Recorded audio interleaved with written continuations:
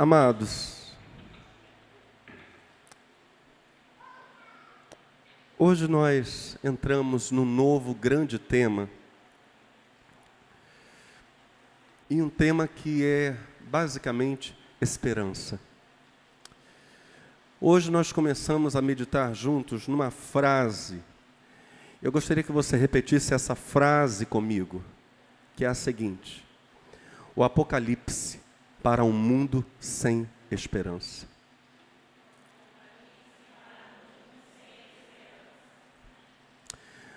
Ao contrário dessa atmosfera que se criou em torno do livro de Apocalipse, e agora eu estou falando do livro de Apocalipse mesmo, o último livro da Bíblia, a tal ponto de muitos crentes terem medo de estudar o Apocalipse, de ouvir mensagens sobre o Apocalipse. O Apocalipse é um livro de esperança, é um grito de esperança. A Bíblia se encerra, o cânon da Escritura, que para nós, cristãos evangélicos, constitui-se nesse conjunto de 66 livros inspirados por Deus, coletados ao longo de 1.500 anos, mais ou menos, em 3 continentes do planeta, por aproximadamente 40 diferentes autores, e todos concordando no mesmo tema. Esse livro espetacular, de profecias já cumpridas e claramente cumpridas, incontestavelmente cumpridas, de civilizações citadas, acerca das quais hoje, já há algumas décadas, a arqueologia encontra artefatos e comprova a existência de civilizações, de fatos bíblicos, que, se não estivessem relatados na Escritura, talvez fossem apenas um mistério na história do mundo. Esse livro extraordinário, chamado Bíblia, se encerra com um grito de esperança. É Deus gritando forte aos nossos ouvidos e dizendo: não temam as coisas que sobrevirão ao mundo. Vocês estão seguros. Aleluia. Vocês estão guardados. Apocalipse é um livro de esperança, um livro cujo estudo sério tem um potencial evangelístico tremendo, e por causa disso hoje nós vamos ficar apenas num vislumbre do assunto. Vamos entrar de cabeça na terça-feira que vem.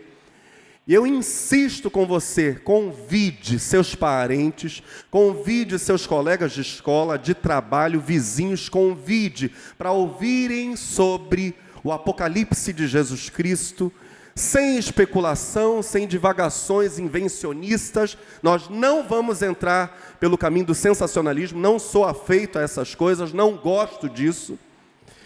Nós vamos estudar Apocalipse como um livro bíblico inspirado, respeitando alguns conceitos, na verdade, alguns elementos fundamentais que eu cito agora, mas aproveite esse estudo como uma oportunidade ímpar para abrir olhos de quem está cego ainda sem conhecer Jesus. Aproveite, amém? Aproveite, chame colegas de faculdade, colegas de escola, chama. Olha, vamos ouvir sobre Apocalipse sem viagem na maionese. 3 elementos fundamentais na compreensão da mensagem do Apocalipse.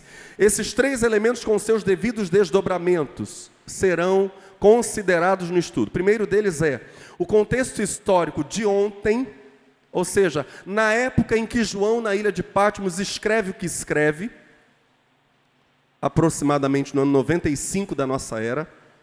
A abrangência do público-alvo de João, até onde ia a fronteira dos primeiros destinatários daquilo que está relatado aqui. As regras interpretativas da hermenêutica, pulei um ponto aqui. E a definição de termos na teologia joanina. O que Justino Mártir, um dos integrantes da patrística, os primeiros cristãos fazendo texto teológico, histórico-teológico, Justino Mártir e outros vão atribuir o Apocalipse a João apóstolo, o mesmo escritor do Evangelho. O que nós vamos encontrar na teologia joanina que nos dá elementos sérios para a compreensão séria teológica do que seja a mensagem do livro de Apocalipse?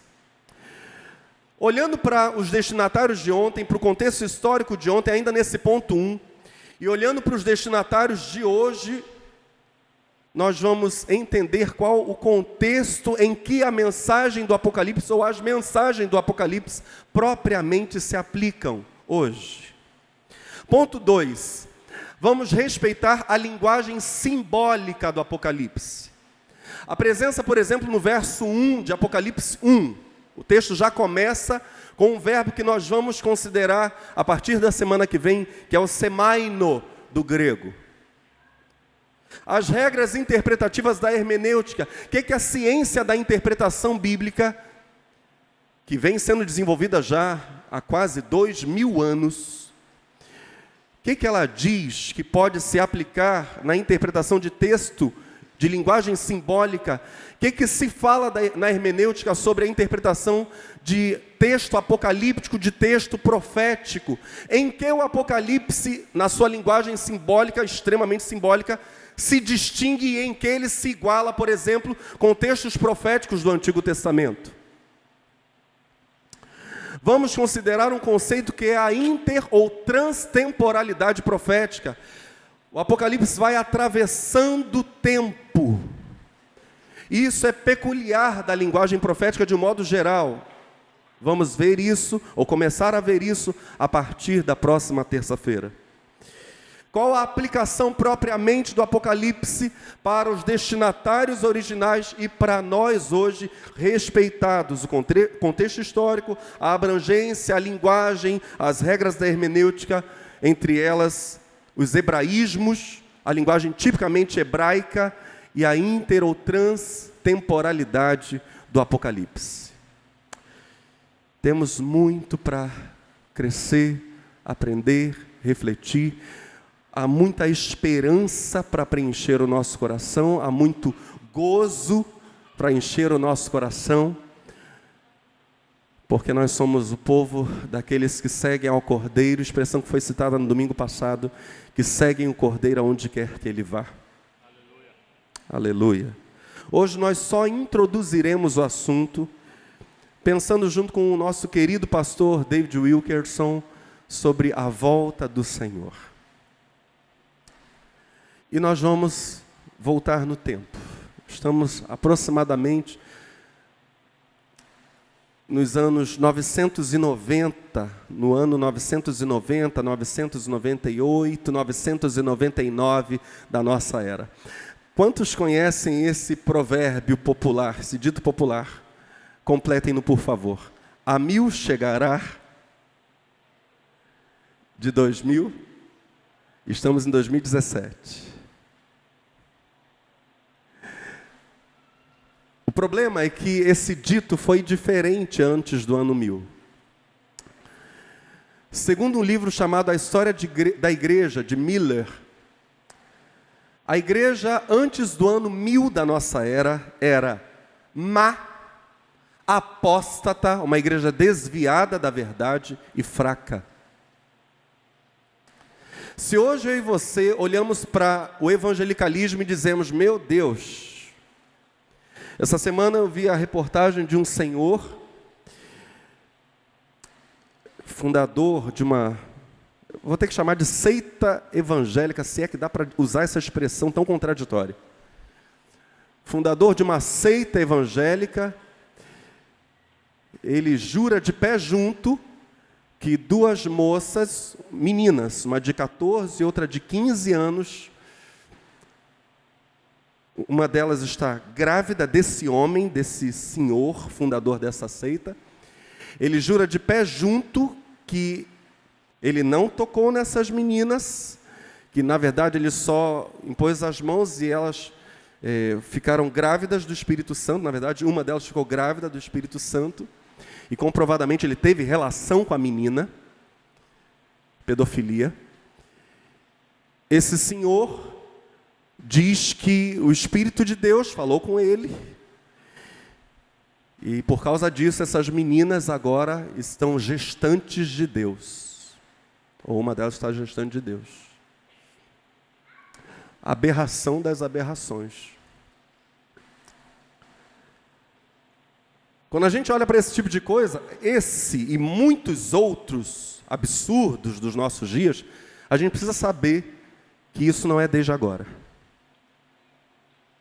Na verdade, por muitos séculos, existe o verdadeiro e existe o que é falso. Infelizmente, ao redor do mundo, as notícias sobre o que é falso se espalham por toda parte. Bem, a igreja estava, parte dela, apodrecida em mentira, em fraqueza espiritual. A qualidade de vida, principalmente do mundo chamado mundo civilizado de então, particularmente o mundo europeu, estava em franca decadência. O Islã, olha só, crescia antes do ano 1000 de maneira rápida. A Europa estava sendo assolada pelos húngaros que massacravam multidões, era uma carnificina. Medo e violência faziam com que as populações europeias vivessem dominadas pelo pavor, pelo pânico. A humanidade estava desolada antes do ano 1000. Havia calamidades por toda parte. Vocês sabem que na Idade Média houve pragas na Europa que dizimaram 1/3 da população adulta. A peste negra em Londres fez um arraso terrível. O mundo, já antes do ano 1000, voltando, estava em caos. Fomes, desastres naturais terríveis, indescritíveis, pragas, pestilências por todos os lados, matavam milhões pelo mundo todo. Mas havia um pânico, olha só, havia um pânico peculiar antes do ano 1000.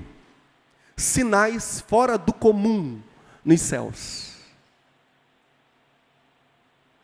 Sinais no sol, na lua e nas estrelas. Esse fenômeno chamado luas de sangue não é de agora. Isso é antiquíssimo. Os pregadores, por todo o mundo conhecido, começaram antes do ano 1000 a pregar e a profetizar que o ano terminaria na virada de 999 para 1000. Então a frase antes era, nem a 1000 chegará.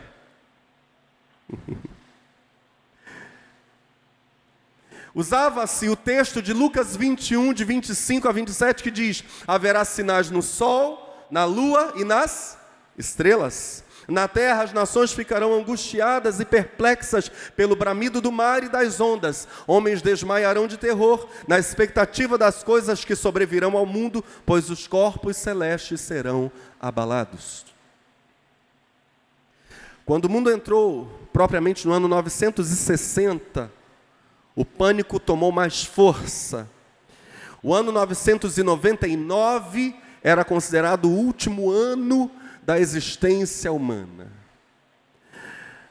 Isso era, na verdade, uma ilusão diabólica. Uma interpretação errada da mensagem bíblica sobre os 1000 anos do Messias, o milênio. Então, cria-se que o ano 1000 era o encerramento do reinado de Cristo por meio da igreja sobre a terra, haveria o arrebatamento, acabou tudo no ano 1000.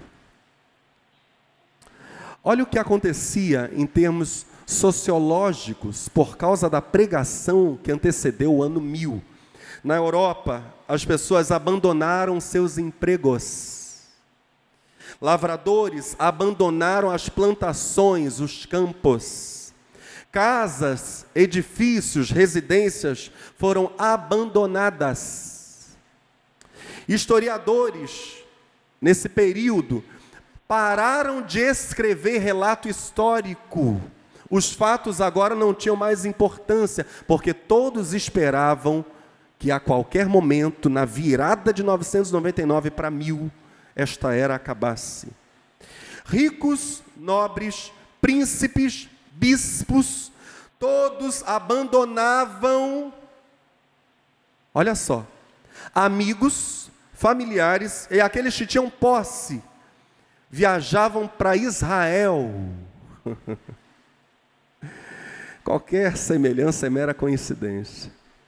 viajavam para Israel, para se encontrarem com Cristo lá na cidade santa, na terra santa, quando Cristo voltasse. Tem que falar isso, pessoal de Manaus. Jesus viria e estabeleceria um reino sobre o Monte Sião, um reino literal. Estou falando do M12. Tem que dar nome para esses charlatanismos. Essas coisas têm que ser ditas. Reis, ricos, imperadores, olha só, entregavam as fortunas para a igreja, olha aí, e pediam vaga nos mosteiros. Olha o desespero da turma.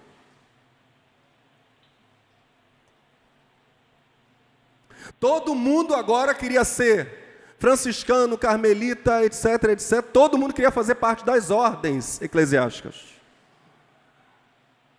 Era o medo, era o pânico, era o pavor, por causa de uma interpretação errada da Bíblia.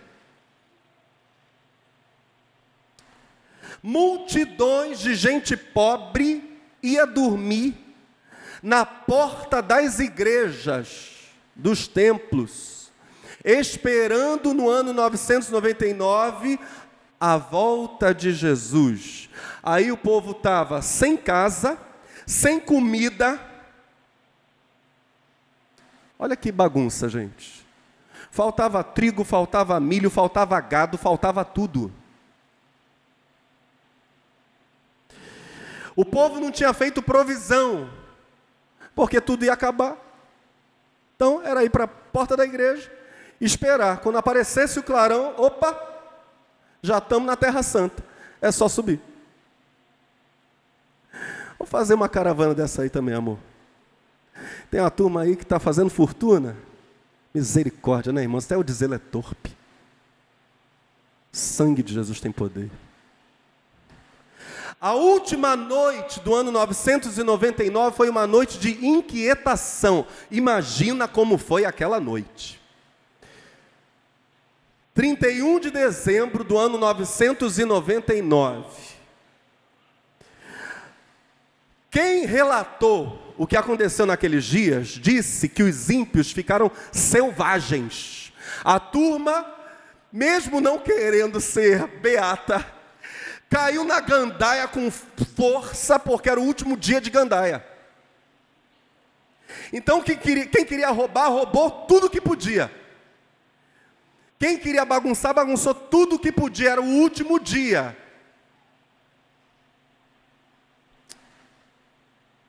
Jerusalém ficou entulhada de gente. Um monte de gente esperando que Jesus aparecesse e descesse no Monte Sião. Aproximou-se a meia-noite. Miller relata que parece que as pessoas prenderam a respiração. É agora. Aquelas contagens regressivas que acontecem, né, nos grandes centros, relojões lá, 10, 9, 8, a turma estava, agora que ele vai aparecer. Todo mundo esperando, os relógios deram 12 pancadas, e não aconteceu nada, e nós estamos aqui em 2017, 1017 anos depois desse negócio, toda essa loucura.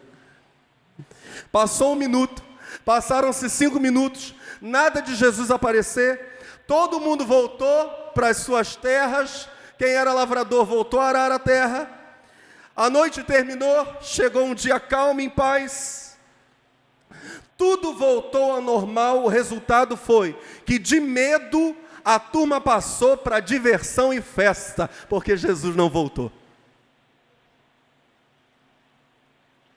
Foi o arraiar do ano 1000.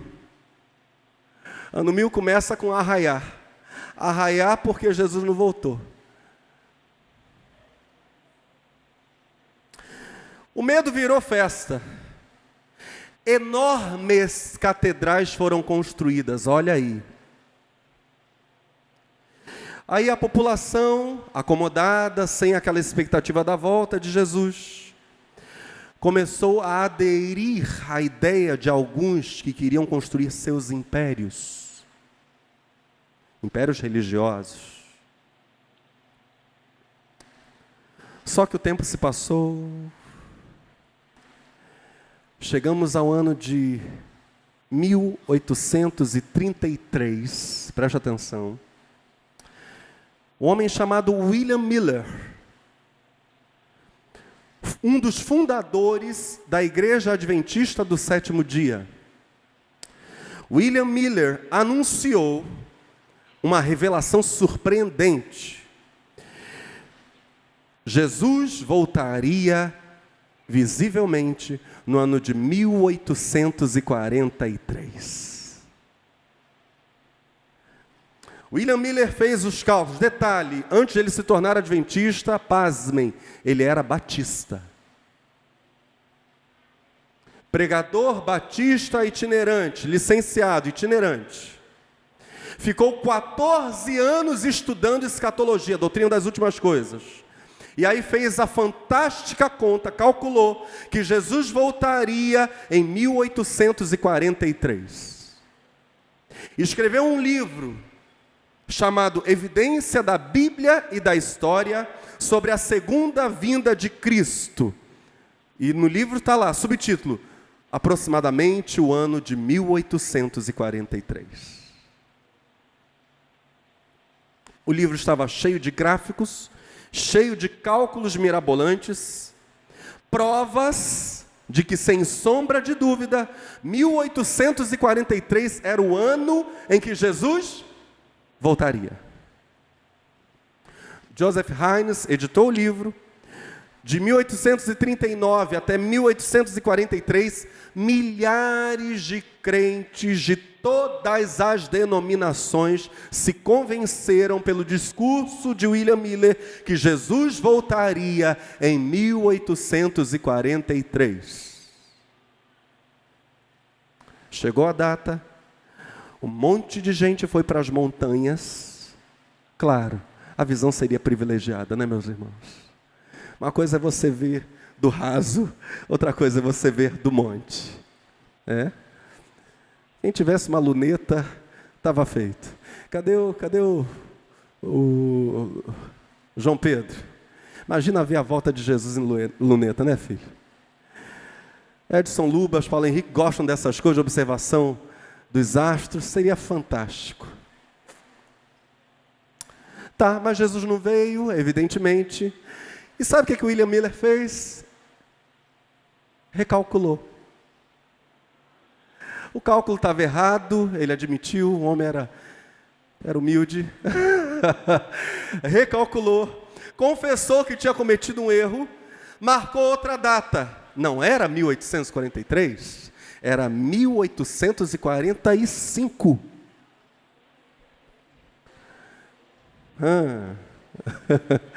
Um erro, né? Tinha uma margem de erro ali de 2 anos.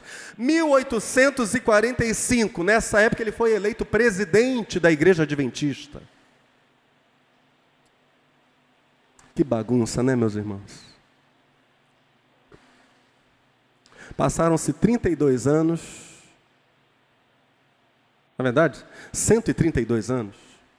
Aqui estamos nós, Jesus não voltou. Talvez porque a preocupação do quando e do como ele virá tenha levado muitos crentes a se esquecerem de quem está vindo.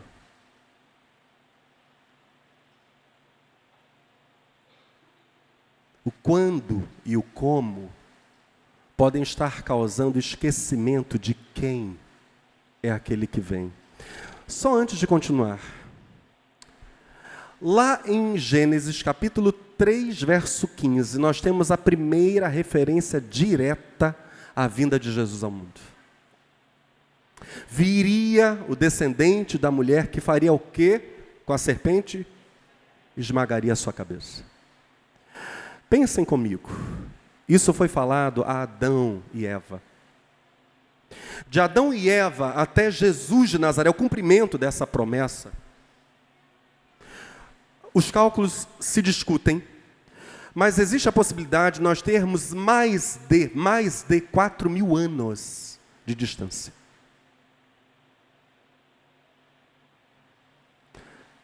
A promessa se cumpriu?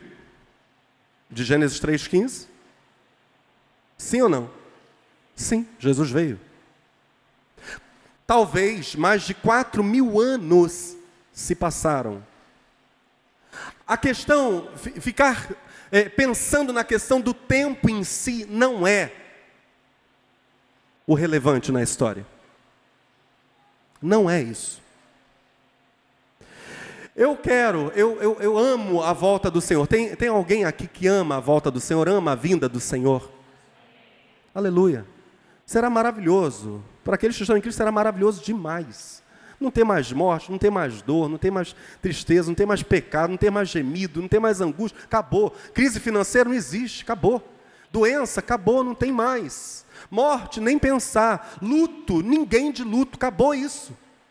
Meu Deus, será glorioso. Para quem está em Cristo será espetacular. Mas confesso a vocês que apesar de o mundo estar a bagunça que está, isso pode demorar mais 4.000 anos. Quem quiser ficar fazendo essas continhas, vai afundar. Porque não é esse o propósito do Apocalipse, e a gente vai ver isso a partir de terça-feira mais profundamente. Não é esse o propósito das profecias escatológicas, não é isso. O anseio de Deus é que o homem interior, nós, imagem do Senhor, estejamos prontos para a qualquer momento encontrarmos-nos com aquele de cuja imagem fomos feitos. Esse é o propósito. Jesus nunca quis que seu corpo ficasse dividido por causa da bendita esperança, como dizem os teólogos. Jesus nunca quis isso. A divisão, a confusão, a verdadeira confusão sobre a volta do Senhor. Os movimentos carismáticos, evangélicos, se dividiram em inúmeros campos, todos convictos de que sabem por A mais B como Jesus vai voltar. Tem quem diga que ele vai voltar em duas fases. Primeiro, tem um arrebatamento repentino, depois vem a tribulação, e aí vem o surgimento final. Há pessoas aqui que foram alunas e alunos meus, quando há muitos anos aqui na igreja havia uma classe chamada classe de doutrina. Tem alguém aqui que foi meu aluno naquela época? Olha aí.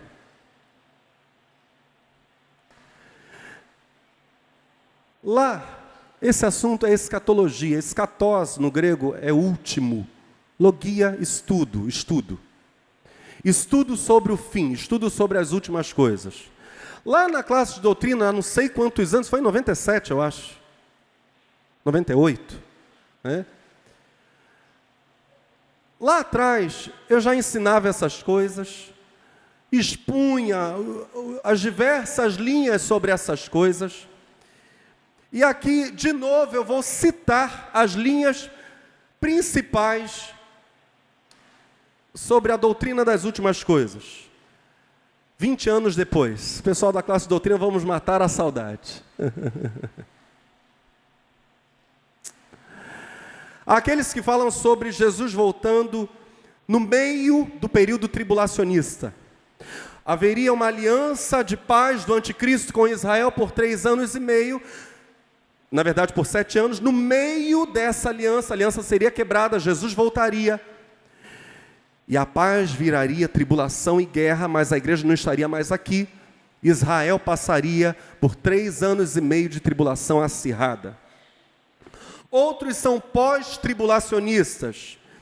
Creem que Jesus virá ao fim dos 7 anos de tribulação, e não no meio dos 7 anos de tribulação.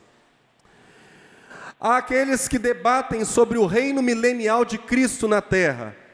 Pré-milenistas que dizem: a segunda vinda de Jesus será seguida. Então, Jesus vem e depois da vinda dele, haverá um reino de 1000 anos de paz e justiça, um reino literal de Cristo sobre a terra. Durante esse período, Cristo reina como rei, e depois desses 1000 anos vem o fim do mundo, dizem os pré-milenistas.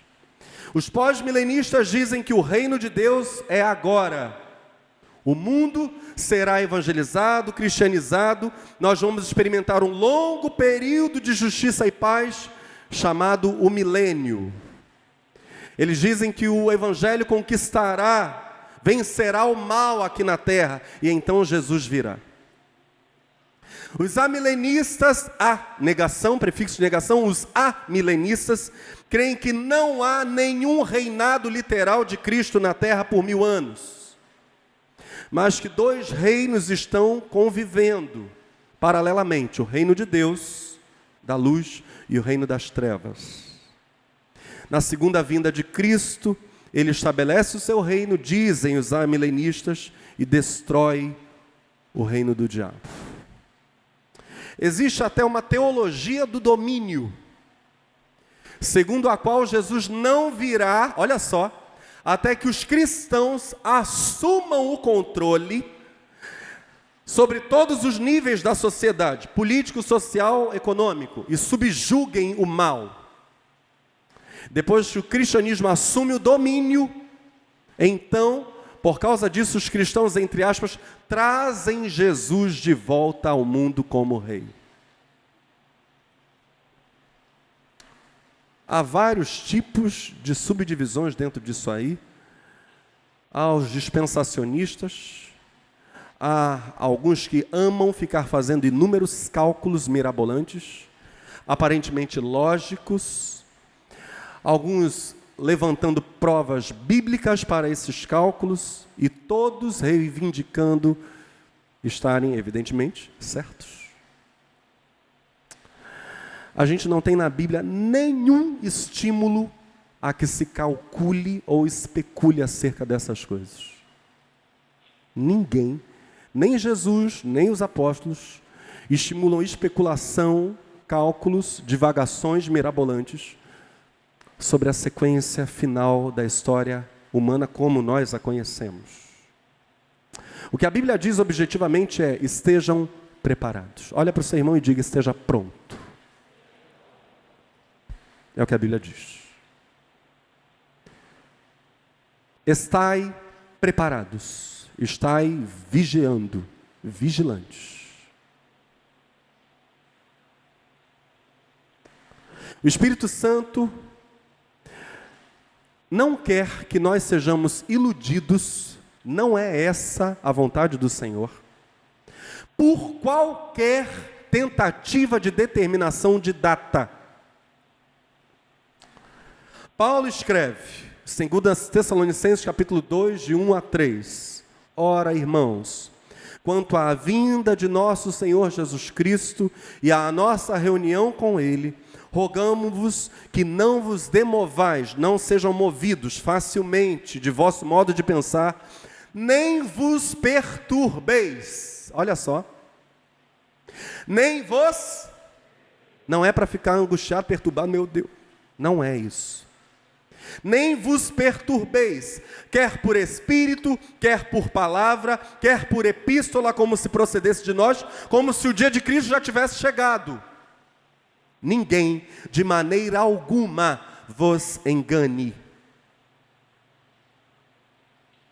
O Senhor, em Marcos capítulo 13, vai dizer a respeito daquele dia e hora: ninguém sabe. Palavras do próprio Jesus. Ninguém sabe, nem os anjos que estão no céu, nem o Filho, senão o Pai. Vigiai, porque não sabeis quando virá o Senhor da casa, se Ele vier inesperadamente, que não vos encontre dormindo. Amém?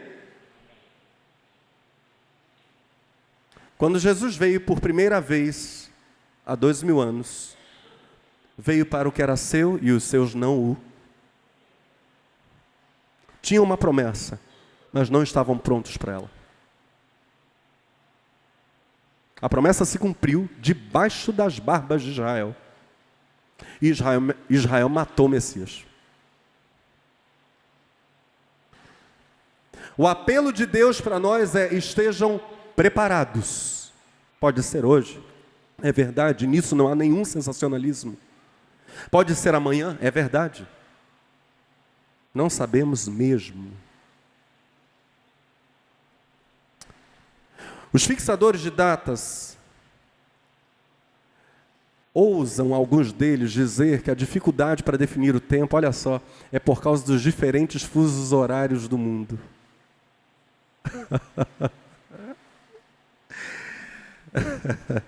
Risível. Porque ninguém sabe a hora exata em cada zona da Terra, então fica difícil.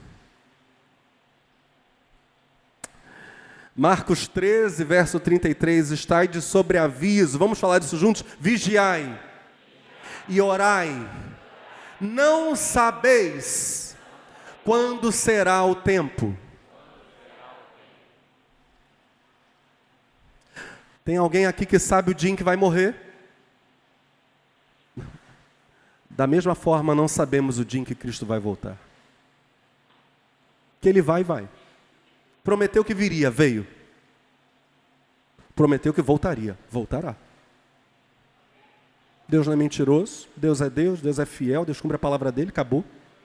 Falou a palavra dele, vai voltar. Virá sobre as nuvens do céu com poder e grande glória, e todo olho verá, até quem é cego. Quem é cego vai ver. Quando?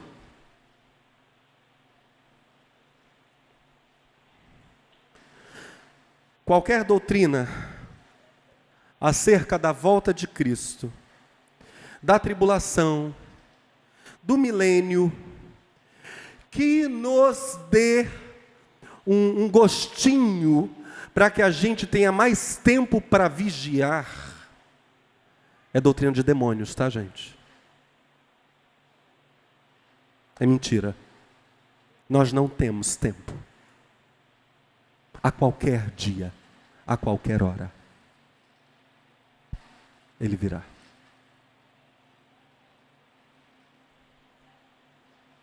Eu denunciei aqui o M12, citando, isso está sendo filmado. Paulo ordena a Tito que denuncie essas coisas, viu? Que ninguém se escandalize quando eventualmente eu fizer isso aqui. Eu estou cumprindo mandamento. Isso é mandamento das cartas pastorais. Que eles sejam silenciados, diz Paulo. Tito, cala esses que falam mentiras, cala-os. É ordem para pastor. Amém? Então tem gente que se chama, meu Deus, nada. A Bíblia manda fazer isso. E ai de mim se não obedeceram o que a Bíblia manda como pastor. Ai de mim se não cumprir tudo o que está escrito. Tem que cumprir, é para obedecer. Temos aqui alguém que é obediente ao que a Bíblia diz? É para ser obediente mesmo. É isso mesmo. Devemos viver aguardando, devemos viver vigiando, devemos viver trabalhando, porque Ele vem. Algo é necessário, dizem alguns, para despertar os cristãos mortos. Fixar datas. Olha só. Olhar para as luas de sangue e dizer, olha, pela primeira vez está acontecendo. Meu filho, isso já acontece há séculos. Não. O importante é não sermos apóstatas, desatentos, preguiçosos, mas que a verdade de que Cristo a qualquer momento volta, nos livre de sermos distraídos, preguiçosos, zombadores, etc. e tal, que nós sejamos como as virgens prudentes, que mantiveram ali o azeite, a lâmpada, tudo pronto. Assim que fosse dito, o noivo está chegando, opa, vamos ao encontro dele, vamos para a festa de casamento, estamos prontas.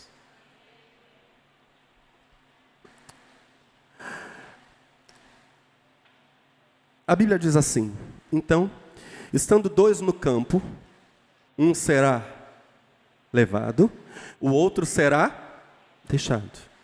Estando duas moendo no moinho, uma será levada e a outra será deixada. Estamos lendo Mateus 24, a partir do verso 40. É Jesus falando: portanto, vigiai, porque não sabeis a hora que há de vir, a que hora há de vir o vosso Senhor. Por isso estáis vós também apercebidos, porque o Filho do Homem virá a hora em que não penseis. Mas não estava planejado ser agora. Espera aí. Há pessoas que montaram figuras, elas até podem ser verdades, podem até ser verdade, meus irmãos, mas elas têm uma gota, talvez, de sensacionalismo, e eu não quero entrar por esse caminho, quando estivermos estudando o Apocalipse. Hoje estamos só na introdução. Estamos juntos? Quantos aqui já ouviram?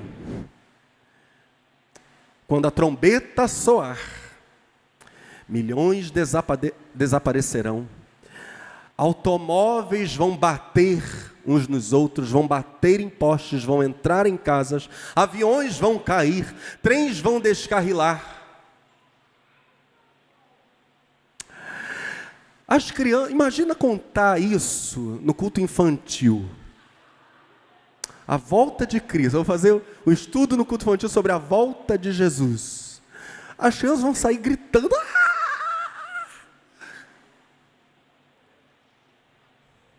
Que desespero. Que desespero. Jesus está voltando. Misericórdia, Jesus está voltando. Tem crente adulto que já ouviu tanto essas coisas quando era garoto. Eu fui batizado quando estava com 8 anos, faz uns 15 anos isso. Bota 15 nisso. Com 8 anos eu fui batizado. Tem gente que até hoje tem trauma de ouvir mensagens sobre Apocalipse, sobre volta de Jesus. Pastor pega o microfone e começa a falar: vamos estudar Apocalipse, o banco já... Vou tomar uma água. Ninguém querendo ouvir o soar da última trombeta. Eu até vi, não sei quantos de vocês viram a gravação das trombetas lá em Israel. Vocês viram aquela? Aquela foi para acabar, né, meus irmãos? Olha, o povo está... efeitos especiais. A trombeta... Olhei aquele vídeo, gente, não é possível que a turma está fazendo esse tipo de edição para falar que Jesus está voltando. Meu Deus!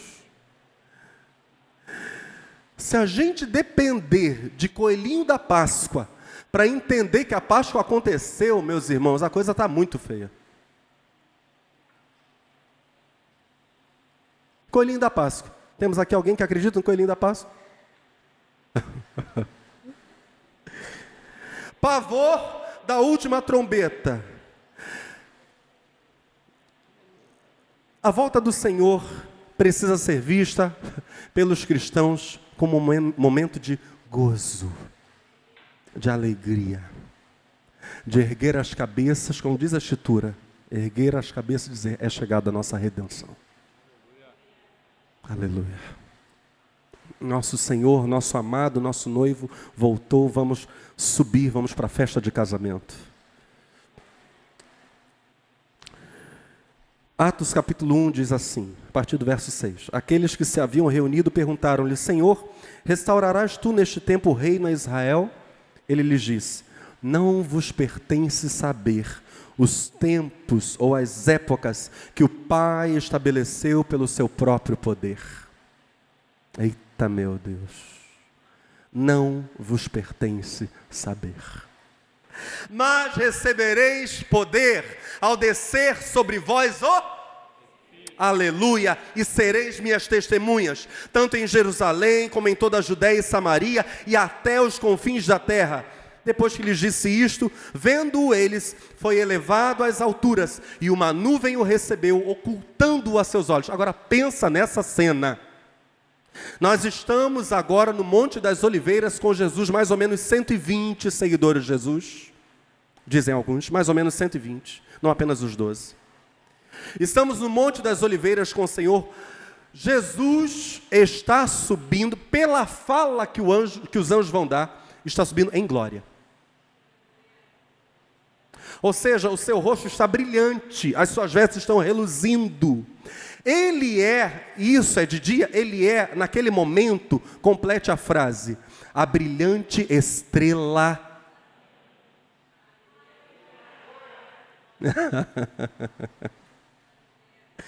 É dia, mas quem brilha mais é Cristo. A brilhante estrela da manhã está subindo. Olha o que a Bíblia diz. Estando eles com os olhos fitos no céu, enquanto ele subia, que visão gloriosa. Jesus, com o seu corpo glorificado, não simplesmente desapareceu. Jesus foi subindo, sendo elevado e depois ocultado por uma nuvem. De repente, diga comigo, de repente, junto deles se puseram 2 homens vestidos de branco, os quais lhes disseram: varões galileus, por que estáis olhando para o céu? Esse Jesus, que dentre vós foi recebido em cima no céu, ou seja, eles estão olhando, Jesus sumiu, mal sabem eles que Jesus já está no trono diante do Pai. Pum! Ele já está lá. Esse Jesus, que dentre vós foi recebido em cima no céu, há de vir, assim como para o céu o vistes ir. Eu paro aqui, para que na próxima terça-feira, com os nossos convidados, a gente mergulhe num grito de esperança. Amém. Esperança para um mundo sem esperança. Apocalipse para um mundo caído, decadente, para uma igreja, um evangelicalismo que só Jesus. Precisamos de avivamento urgente. Urgente. Um grito de esperança em que Deus diz: vocês estarão guardados até o fim. Por favor, fique de pé no seu lugar.